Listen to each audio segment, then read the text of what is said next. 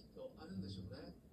やはりその陽水さんは陽水さんでいいけども、同営をやっても陽水さんにはならないじゃないですか。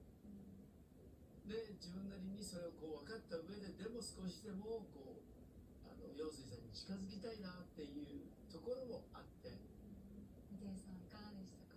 いや、新しい少年時代を感じました。やっぱり歌う方によってそれぞれの幼い頃の記憶とか夏の感じ方、色の感じ方とかもいろいろ変わると思うので、なんか郷さんの少年時代を今見た感じがしました。しかもなんかね、どんどん海が冷たくなるところまで泳いでいったことも今ちょっと思い出しちゃって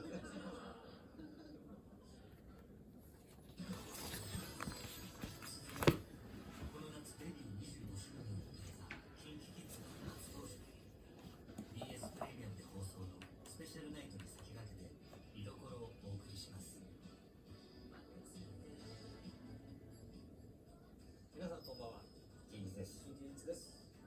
カワーズがお届けするサマースペシャルということで、その夏の思い出を語ってくれということなんですが、ある？いやいや、もう夏どっちかというとそんな好きではないので、本当そうですけど、本当暑がりよね。暑いのがちょっともう本当に嫌です。だからまだ寒い方がいい。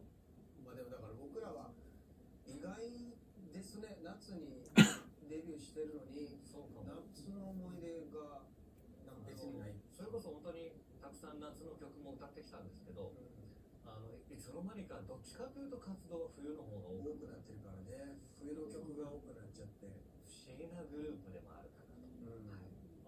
だからこそ今夏の期間、ちょっと動いてるのは結構貴重では。そうですね。25周年です。はい。